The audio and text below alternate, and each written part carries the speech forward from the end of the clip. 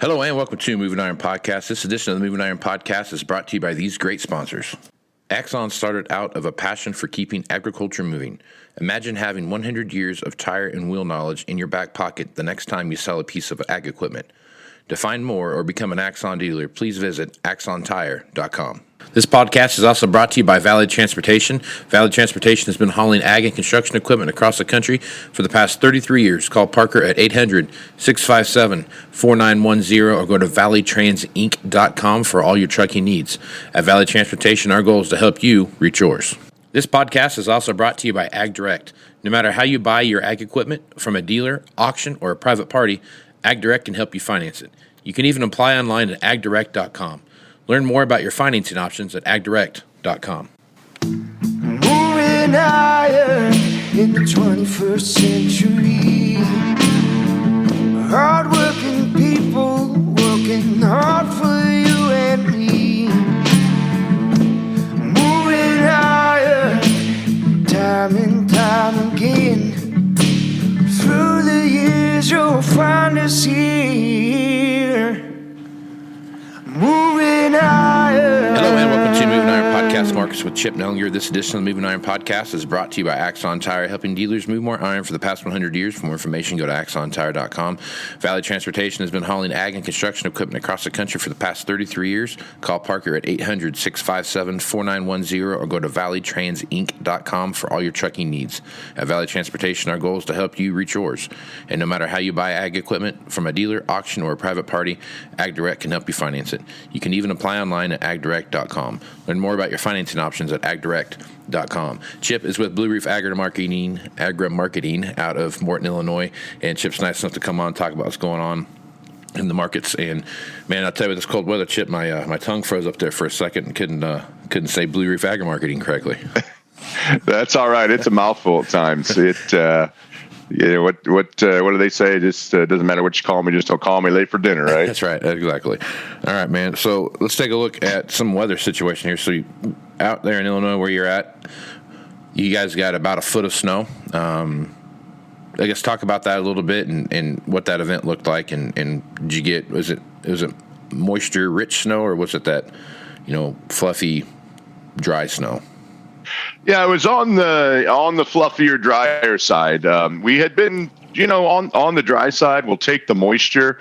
I don't know if anybody really wants a foot of snow at once, but some blowing and drifting with that. That's probably just don't know the exact statistics, but probably the biggest, one-day snowfall we've had in many years here in this part of the world. I remember as a kid in the late 70s, early 80s, wasn't uncommon to have a foot and a half, 2 feet at once. But we haven't had that for a long, long time. And so it's a pretty big snowfall for us. And we're going to get her cleaned up. And, now we're kind of focused on, spring coming pretty soon. It's February. So, it's right in the ballpark here where guys are starting to think about March rolling around. And if it's nice enough, doing some field work and, Groundhog's Day yesterday, so we can have 6 more weeks of sloppy winter weather, or is it going to straighten out a little bit? And that could have a direct bearing on, when planting starts around the country and around here. So we're kind of trying to get to the end of winter here, but we're not quite there yet.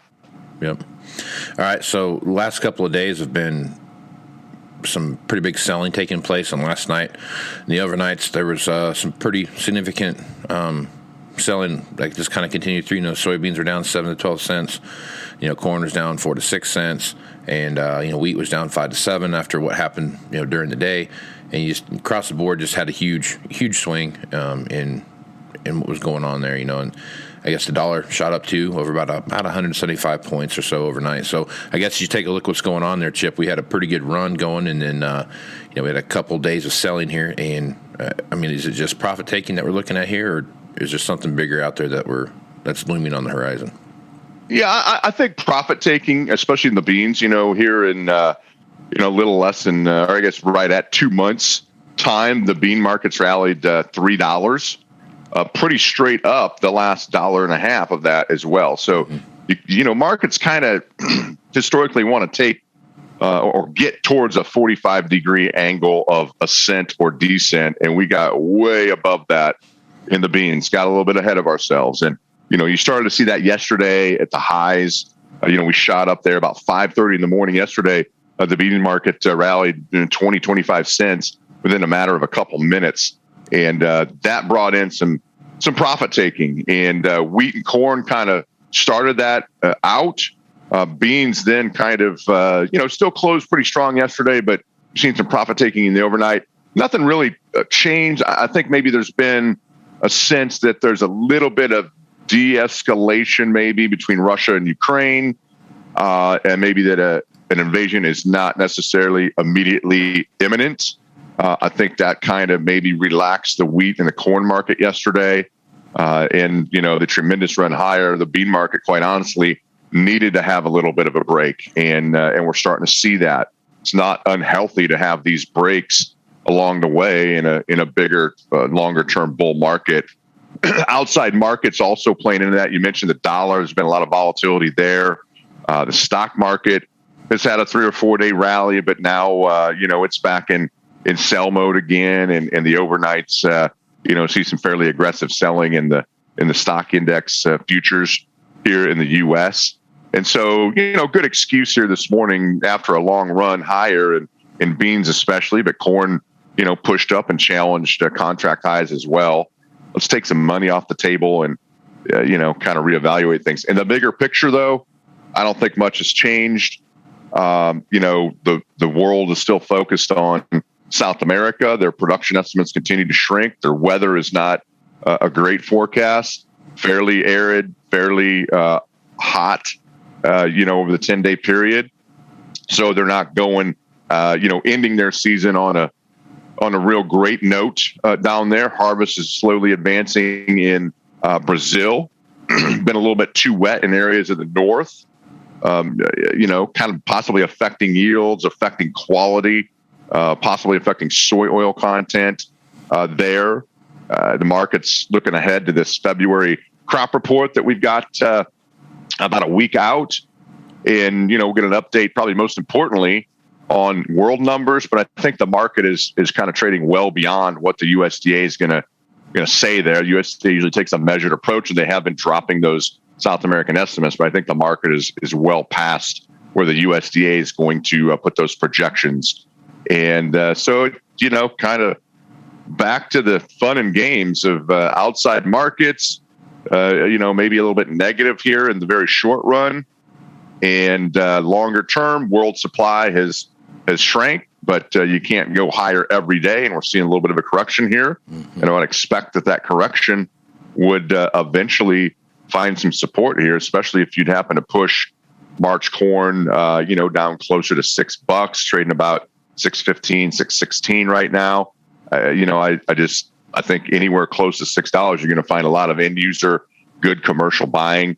And on these beans, anything back down towards 15, or if we slip under 15, currently trading about 15.32, I think you'll find some good support. But as we've gone up, this volatility is going to increase. It wouldn't be anything to see, a dollar break in beans off the highs.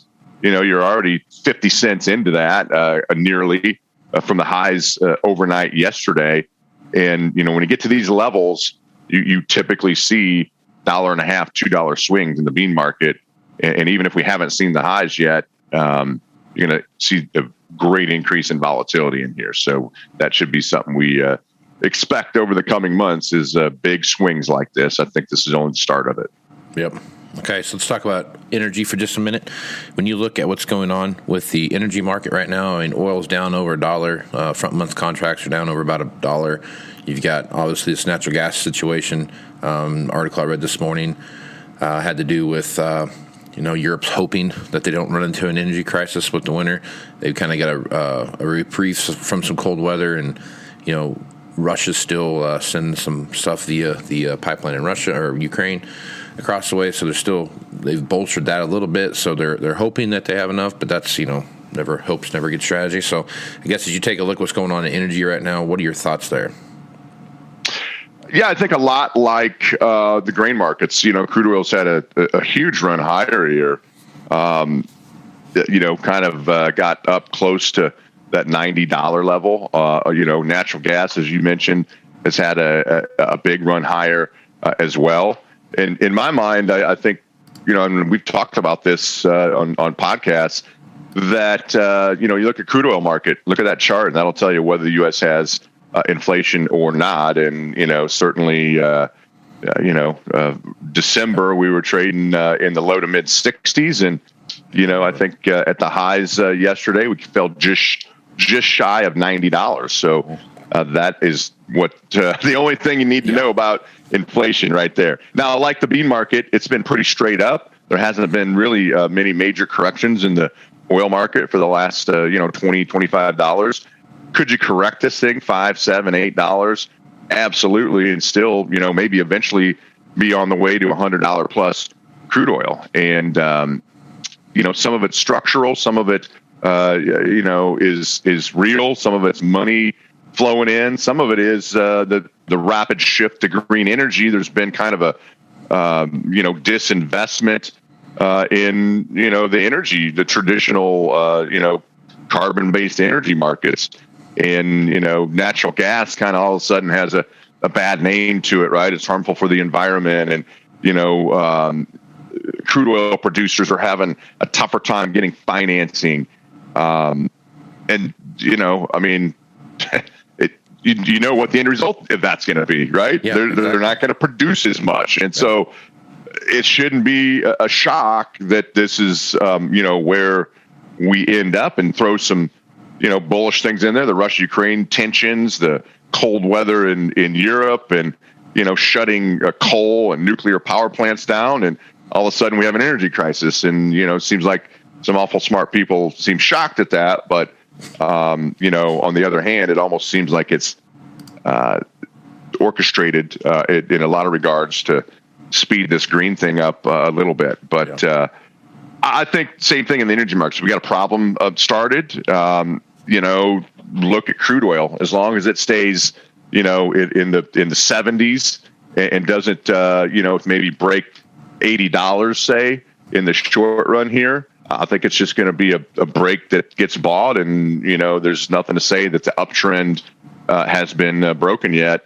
Natural gas, you mentioned, that's going to be wildly volatile, and it has been, down pretty sharply here today, but it's had a huge run higher. And so bigger picture there for the foreseeable future, you're probably not going back down to those recent lows from a couple months ago anytime soon in natural gas, especially if you'd see, a re-escalation of this Russia-Ukraine situation, because that's, huge, not only in the grain markets, but world energy markets as well. Yep. All right, let's talk about what's going on over in the protein markets. Box beef prices are continuing to get weaker. Let's see. Article I read this morning looks like, choice box beef and select was down 65 cents on Wednesday, and it continues a recent slide to wholesale values. Basically, also, there's just a big swing there as you take a look at that. So I guess as you're looking at the box beef prices comparatively to the report that came out last Friday, basically talking about the U.S. herd and what that looked like being lower than it was the year before, you would think that the box beef prices would kind of firm up there a little bit, but that's not the case. Yeah, I think there'll be a lag there. I don't think that inventory report, maybe has an immediate effect on box beef prices. Box beef has had a huge run higher here, so seeing a little bit of a correction there. I think the futures, the live cattle futures, did have some buying after that report. I think it was largely expected, but still underscores the fact that the drought situation that is ongoing in the West has led to a multi-year reduction in heifers, slowed heifer retention down, a lot of cow kill, and I think eventually there's no question you're going to see the effects of that, and so I think you saw some buying there in the live cattle futures. Feeders have kind of caught fire here with the corn market breaking back the last couple of days, and but I think we are into some new contract highs here. Some of these deferred live cattle futures, there's good profitability there, even with increased feed costs. and we're not going to go higher every day. So, Right. In the very short run, I think from a producer standpoint, you're looking at some levels here that, warrant, maybe some hedging. I think there's some other things going on here. This trucker situation between U.S. and Canada, there's a big beef trade there. And so that's a little bit uncertain, and I'm not sure how that's going to play out. But, it just does not take much of a disruption in, the flow of our meat supply to cause some big problems. And, I don't know whether that's going to be bullish, bearish, or how that's going to play out yet necessarily. But, this Canada-U.S. truck situation is probably not good overall for any of us. Yep. In any industry. Yeah, that's true. The trucker situation is it's escalating faster than it's de-escalating. There's just they're piling into Ottawa there, and they've pretty much shut down the city. From what I can understand and what I've read, they've pretty well blocked things off to where they've slowed everything to a snail's pace there. So more to come on that. I mean, we'll have to pay attention. Well, you got to dig to find that news because they're not putting that out for public view. You really got to look for it. Dig for that. Yeah, it's kind of shocking, and it's something like that's going on, and they're not covering it. But that's another topic, Chip. So it definitely is. That's a whole nother 2-hour podcast. That's Casey. Exactly right. So. Well, good stuff as usual, Chip. Folks want to reach out to you and get more information about what you're doing at Blue Reef. What's the best way to do that? Yeah, best way is just call our office, 309-550-7213. Love to chat with you. Love to talk to you about what your plan is and how you might be able to improve and, on developing a plan and executing on that plan, because as these markets have shown the last couple of days, this volatility is, for the short run, here to stay and probably going to increase as we go forward into this spring and summer. Yep, absolutely. Well, thanks for being on the podcast, Chip. You bet. Thanks for having me, Casey. Right on. I'm Casey Seymour with Moving Iron Podcast. Make sure you check me out on Facebook, Twitter, and Instagram. That's where you find the latest editions of the Moving Iron Podcast. Also go to MovingIronLLC.com for everything Moving Iron related. Check out information will be up here for the Moving Iron Summit coming up in Nashville, Tennessee, September 6th, 7th, and 8th. All that information will be available here shortly. So with that, I am Casey Seymour with Chip Nellinger. Let's go some iron, folks. Out. Axon Tire is going to have more tips, tricks, and client advice throughout the year and in September at the Moving Iron Summit in Nashville. If you're looking to sign up for the event, please head over to MovingIronLLC.com. We hope to see you there. Valley Transportation has been hauling ag and construction equipment across the country for the past 33 years. Call Parker at 800-657-4910 or go to valleytransitinc.com for all of your trucking needs. At Valley Transportation, our goal is to help you reach yours. And no matter how you buy ag equipment from a dealer, auction, or a private party, AgDirect can help you finance it. You can even apply online at agdirect.com. Learn more about your financing options at agdirect.com. Moving higher in the 21st century. Hard-working people working hard for you and me. Moving higher, time and time again. Through the years you'll find us here.